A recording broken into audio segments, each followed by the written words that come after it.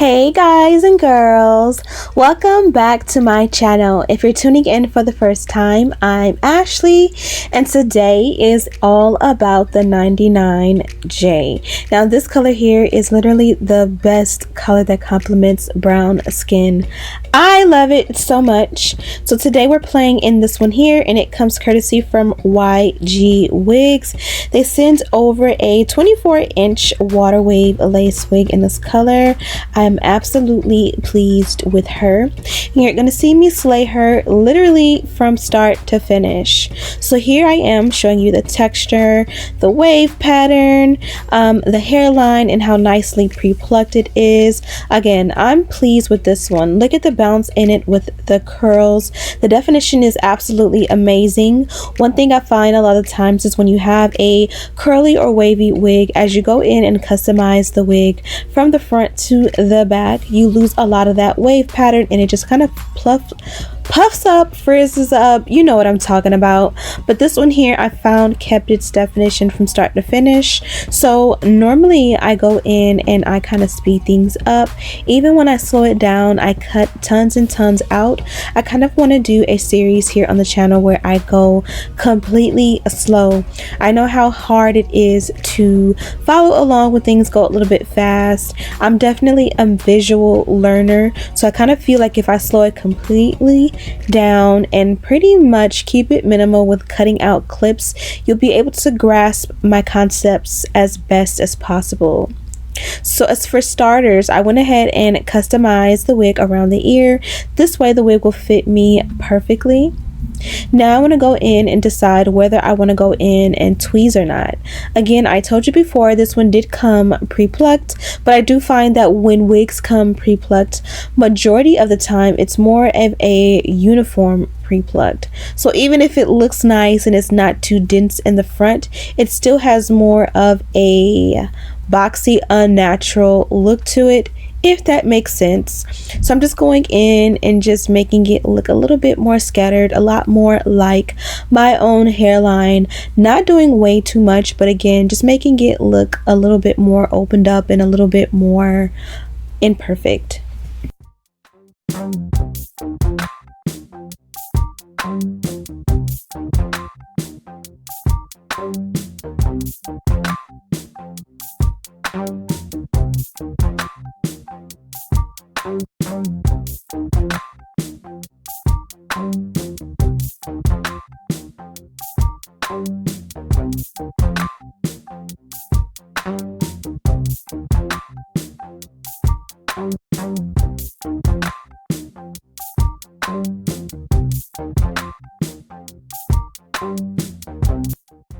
So when you brush everything backward, this is the result. As you guys can see, I didn't really go extreme. Again, it was already pre-plucked, but we just kind of made it look a little bit more thin and natural. So I'm taking an eyebrow razor, and these are my favorite. I picked them up from Amazon, so you know I have them linked in the description box. And I'm just going to take and I'm going to go in piece by piece and create a little bit of a jagged hairline. The reason I want it to be jagged is kind of when you are in someone's face and you look at their lace, you can kind of see it go straight across if you cut straight across. But if it's a little bit more jagged, it'll help it to look a lot more melted. Even if you know it's a wig, you want it to look like a slayed wig and not just a boxy old, you know, fresh out of the pack Sally's beauty supply store or your local beauty supply store lace wig.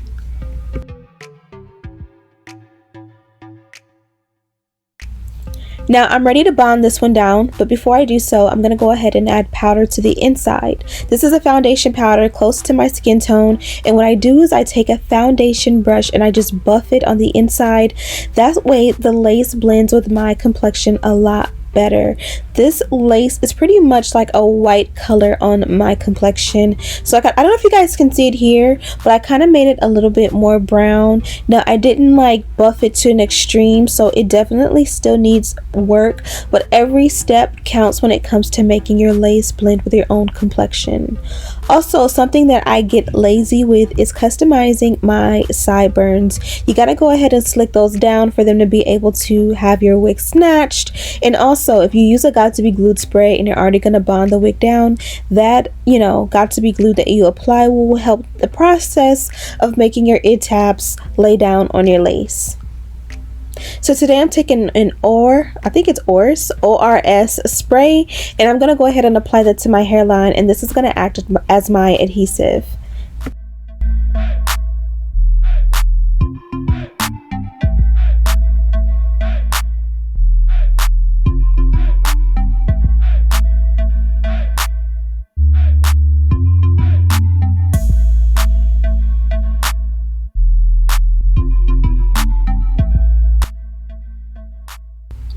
If you're bonding your wig down, the adhesive is literally the most important part, so be sure to take your time. I feel like a blow dryer helps in the process of making sure that everything bonds down, and it definitely gives a tighter hold when you blow dry on a cool setting.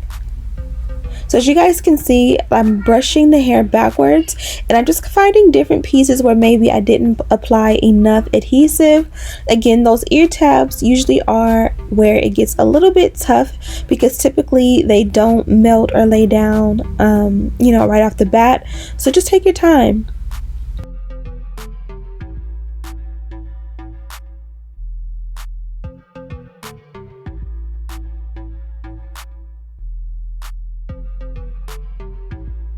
Now, one pro tip is that whatever direction you want the hair to go in, when you apply your adhesive, as it dries, you kind of comb the hair in the direction you want it to go while the adhesive is drying on the other end, and it kind of will help the hair to pretty much train it to go in the direction you want it to go. Hopefully that makes sense. Now that everything is bonded down, we have our wig installed. Now it's time to style. So for me, I always style starting with the baby hair. If you're going to do a part, you can go ahead and part it as well. For me, I'm going to do baby hair from ear to ear.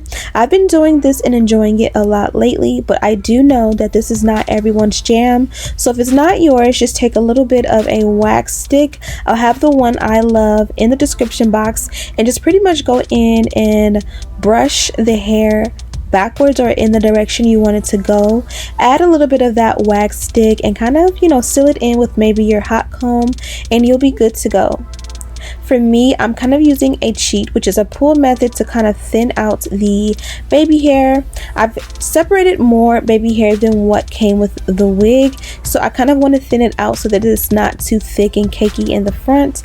And I do not recommend you pull at your lace the way I am doing. I personally have been doing this for years just because it is a lazy way to achieve, you know, a nice natural slay without taking forever with the tweezers, especially because sometimes the tweezers start to hurt. When you kind of go at the tweezers at your hairline or your face, it starts to like get really soft and tender in a way. But again, I do not recommend this because you can definitely pull a hole in your lace. Go ahead and tweeze it out until you get the desired look. But if you are brave, just know that there is a possibility of tearing a hole into your lace. Trust me, I've done it quite a few times, and there's no repair or no going back.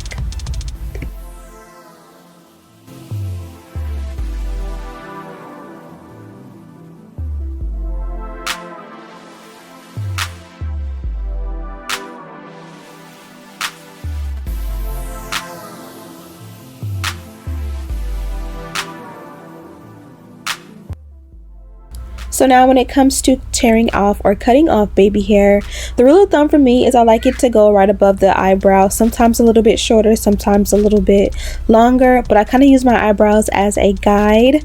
But if you are a newbie, I would recommend going right below the eyebrow. That way it's long enough that you don't feel like you cut it too short if your preference is different than mine. And then from there you can kind of do your baby hair engage if it's too long and go back in and cut it shorter. What you don't want is to cut it short and then regret how short you cut it, and you really can't go back and change it.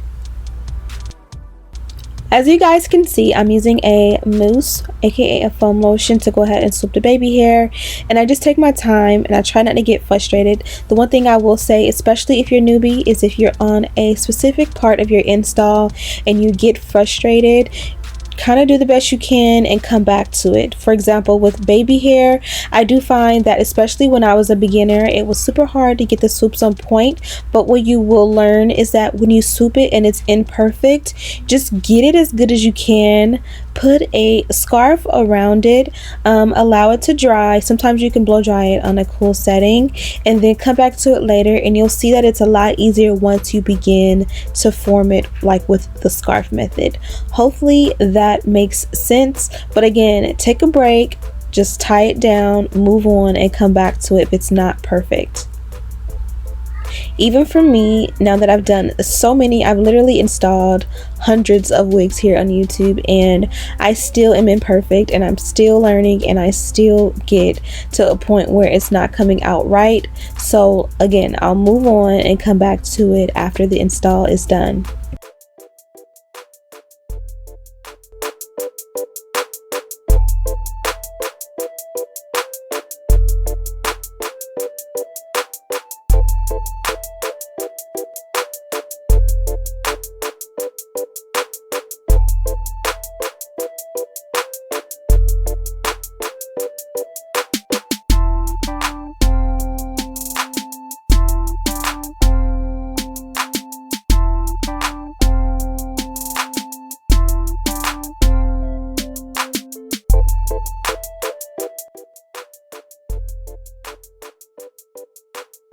Now, sideburn hair is tricky, especially for a newbie. For me, I've been doing this for years and I still don't always get it perfect. But when it comes to the length of the sideburns, if you want to keep that, I find that it's best to go above the ear. If you go below the ear, which sometimes I like, in the past I loved when it was a little bit longer, it kind of looks like, I don't know, a little bit funky. So kind of measure it to the bottom of your earlobe and let that be the length of it, and not necessarily much longer than that. If it's a little bit longer, that's okay.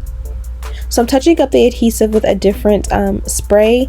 This one I will be reviewing for you guys in a coming video. But again, I went ahead and bonded the wig down. I went ahead and did the baby hair. I added a scarf on top, and now I'm blow drying it on a cool setting. The reason I have the scarf on top is because you can go ahead and the pressure or the air from the blow dryer can kind of move the style that you've created, whereas the scarf will kind of hold it and bond it down and help to make sure everything gets dry a little bit faster without being counterproductive and making everything fly away.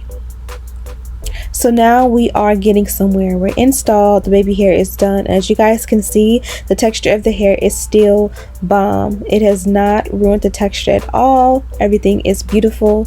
The hair is nice and bouncy, and again, I'm loving it.